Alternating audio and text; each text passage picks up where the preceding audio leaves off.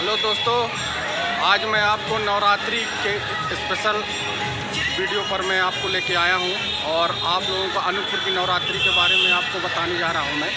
और चलिए मैं दिखाता हूं कि किस तरह नवरात्रि दुर्गा उत्सव मनाया जाता है डिस्ट्रिक्ट अनूपपुर में। तो आइए आपको लेके चलता हूँ।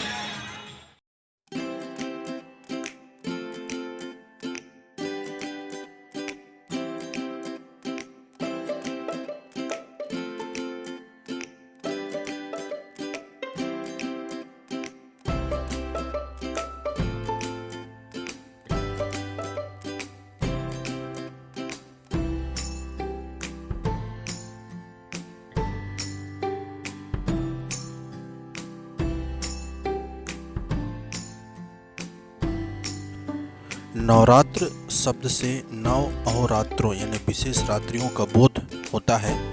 इस समय शक्ति के 9 स्वरूपों की उपासना की जाती है। रात्रि शब्द सिद्धि का प्रतीक है। भारत के प्राचीन ऋषि मुनियों ने रात्रि को दिन की अपेक्षा अधिक महत्व दिया है। इसलिए दीपावली, होलिका, शिवरात्रि और नवरात्रि आदि उत्सवों को रात में ही मनाने की परंपरा है। यदि रात्रि का कोई विशेष रहस्य न होता तो ऐसे उत्सवों को रात्रि न कहकर दिन ही कहा जाता। मनीषियों ने वर्ष में 2 बार नवरात्रों का विधान बनाया है। विक्रम संवत के पहले दिन अर्थात चैत्र मास शुक्ल पक्ष की प्रतिपदा पहली तिथि से 9 दिन अर्थात नवमी तक, और इसी प्रकार ठीक 6 माह बाद अश्विन मास शुक्ल पक्ष की प्रतिपदा से महानवमी अर्थात विजयदशमी के एक दिन पूर्व तक। परंतु सिद्धि की साधना की दृष्टि से शारदीय नवरात्रों को ज़्यादा महत्वपूर्ण माना गया है। इस नवरात्र में लोग अपने आध्यात्मिक और मानसिक शक्ति संचय करने के लिए अनेक प्रकार के व्रत, संयम, नियम, यज्ञ, भजन, पूजन और साधना आदि करते हैं। कुछ साधक इन रात्रियों में पूरी रात पद्मासन या सिद्ध आसन में बैठकर आंतरिक बीज मंत्रों के जाप द्वारा विशेष सिद्धियों प्राप्त करने का प्रयास करते हैं। मनीषियों ने नवरात्रि के महत्व को अत्यंत सूक्ष्मता के साथ वैज्ञानिक परिप्रेक्ष्य में समझने और समझाने का प्रयत्न किया है। रात्रि में प्रकृति के बहुत सारे अवरोध खत्म हो जाते हैं। आधुनिक विज्ञान भी इस बात से सहमत है। हमारे ऋषि मुनि आज से कितने ही हजारों वर्ष पूर्व ही प्रकृति की इन वैज्ञानिक रहस्यों को जान चुके थे। दिन में आवाज़ दी जाए तो वह दूर तक नहीं जाएगी, किंतु रात्रि को आवाज़ दी जाए तो वह बहुत दूर तक जाती है। इसके पीछे दिन के कोलाहल के अलावा एक वैज्ञानिक तथ्य यह भी है कि दिन में सूर्य की किरणें आवाज़ की तरंगों और रेडियो तरंगों को आगे बढ़ाने से रोक देती हैं। रेडियो इस बात का जीता जागता उदाहरण है। कम शक्ति के रेडियो स्टेशनों को दिन में पकड़ना अर्थात सुनना मुश्किल होता है, जबकि सूर्यास्त के बाद छोटे से छोटा रेडियो स्टेशन भी आसानी से सुना जा सकता है। वैज्ञानिक सिद्धांत यह है कि सूर्य की किरणें दिन के समय रेडियो तरंगों को जिस प्रकार रोकती है, उसी प्रकार मंत्र जाप की विचार तरंगों में भी दिन के समय रुकावट पड़ती है। इसलिए ऋषि मुनियों ने रात्रि का महत्व दिन की अपेक्षा बहुत अधिक बताया है। मंदिरों में घंटे और शंख की आवाज़ के कंपन से दूर दूर तक वातावरण कीटाणुओं से रहित हो जाता है। यह रात्रि का वैज्ञानिक रहस्य है, जो इस वैज्ञानिक तत्व को ध्यान में रखते हुए रात्रियों में संकल्प और उच्च अवधारणा के साथ अपने शक्तिशाली विचार तरंगों को वायुमंडल में भेजते हैं। उनकी कार्य सिद्धि अर्थात मनोकामना सिद्धि उनके शुभ संकल्प के अनुसार उचित समय और ठीक विधि के अनुसार करने पर अवश्य होती है। नवरात्रि हिंदुओं का एक प्रमुख पर्व है। नवरात्रि शब्द एक संस्कृत शब्द है जिसका अर्थ होता है नवरातें। इन 9 रातों और 10 दिन के भीतर शक्ति देवी के 9 रूपों की पूजा की जाती है। 10वां दिन दशहरा के नाम से प्रसिद्ध है।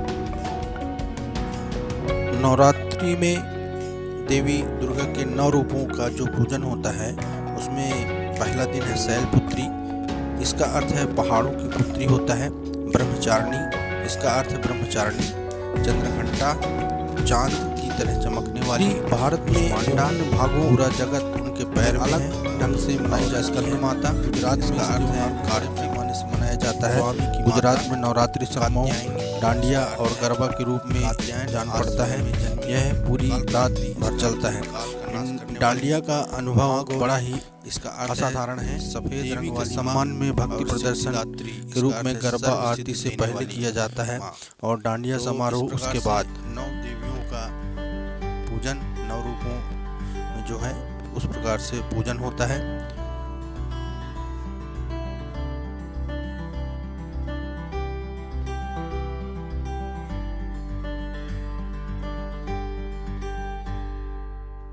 नवरात्रि के पहले दिन देवी दुर्गा की पूजा करने के लिए समर्पित है। पहले 3 दिन समर्पित किए गए हैं। यह पूजा उसकी ऊर्जा और शक्ति की जाती है। प्रत्येक दिन दुर्गा के एक अलग रूप को समर्पित है।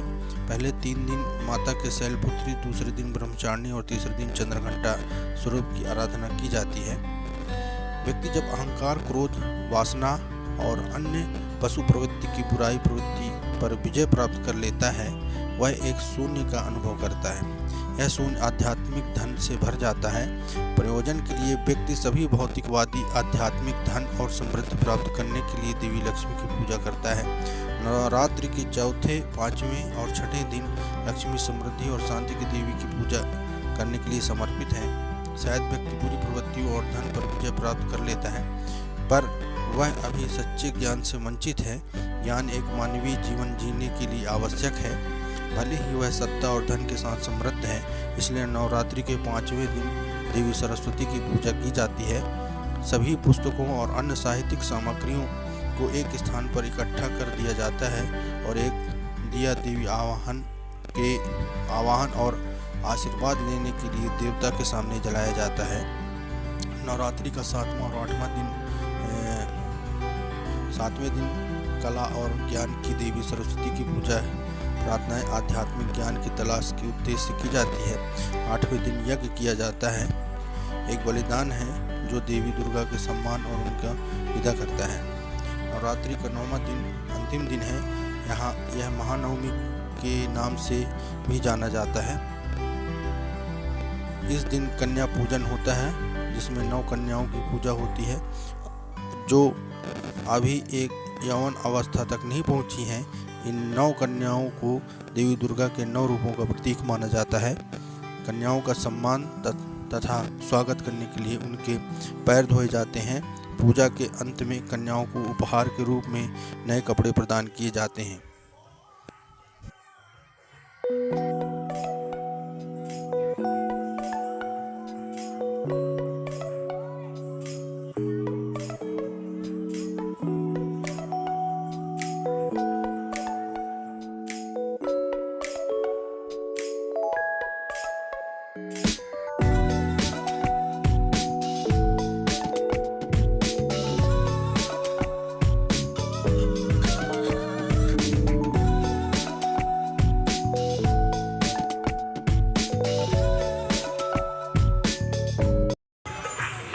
अभी मैं आ गया हूँ सेंट्रल बैंक के पास अनूपपुर में, और वहाँ आकर दुर्गा जी का मैं दर्शन किया हूँ और आपको भी दर्शन कराया हूँ।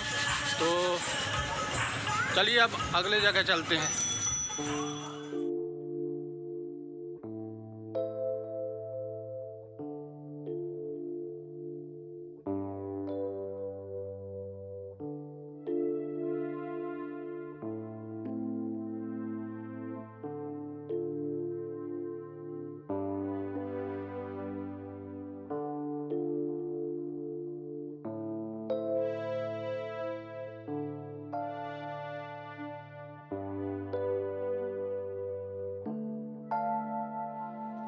दुर्गा पूजा का पर्व हिंदू देवी दुर्गा की बुराई के प्रतीक राक्षस महिषासुर पर विजय के रूप में मनाया जाता है। अतः दुर्गा पूजा का पर्व बुराई पर भलाई की विजय के रूप में भी मनाया जाता है। दुर्गा पूजा भारतीय राज्य असम, बिहार, झारखंड, मणिपुर, उड़ीसा, त्रिपुरा और पश्चिम बंगाल में व्यापक रूप से मनाया जाता है, जहां इस समय 5 दिन की वार्षिक छुट्टी रहती है। बंगाली हिंदू और आसामी हिंदुओं का बाहुल्य वाले क्षेत्र पश्चिम बंगाल, असम, त्रिपुरा में यह वर्ष का सबसे बड़ा उत्सव माना जाता है। यह न केवल सबसे बड़ा हिंदू उत्सव है, बल्कि यह बंगाली हिंदू समाज में सामाजिक सांस्कृतिक रूप से सबसे महत्वपूर्ण उत्सव भी है। इस पर्व से जुड़ी एक अन्य कथा अनुसार देवी दुर्गा ने एक भैंस रूपी असुर अर्थात महिषासुर का वध किया था। पौराणिक कथाओं के अनुसार महिषासुर का एकाग्र ध्यान से बाध्य होकर देवताओं ने उसे अजय होने का वरदान दिया था। उसे वरदान देने के बाद देवताओं को चिंता हुई कि वह अब अपनी शक्ति का गलत प्रयोग करेगा और प्रत्याशित प्रतिफल स्वरूप महिषासुर ने नरक का विस्तार स्वर्ग के द्वार तक कर दिया और उसके इस कृत्य को देख देवता विस्मय की स्थिति में आ गए। महिषासुर ने सूर्य, इंद्र, अग्नि, वायु, चंद्रमा, यम, वरुण और अन्य देवताओं के सभी अधिकार छीन लिए थे और स्वयं स्वर्गलोक का मालिक बन गया। देवताओं को महिषासुर के प्रकोप से पृथ्वी पर विचरण करना पड़ रहा था। तब महिषासुर के इस दुस्साहस से क्रोधित होकर देवताओं ने देवी दुर्गा की रचना की। ऐसा माना जाता है कि देवी दुर्गा का निर्माण में सारे देवताओं का एक समान बल लगाया गया। महिषासुर का नाश करने के लिए सभी देवताओं ने अपने अपने अस्त्र देवी दुर्गा को दिए थे और इन देवताओं के सम्मिलित प्रयास से देवी दुर्गा का और बलवान हो गई थी। इन 9 दिन में देवी महिषासुर संग्राम हुआ और अंततः महिषासुर वध कर महिषासुर मर्दनी कहलाई। इन 9 दुर्गों को पापों की विनाशिनी कहा जाता है। हर देवी के अलग अलग वाहन हैं, अस्त्र शस्त्र हैं, परंतु यह सब एक रूप है जो माँ दुर्गा की है।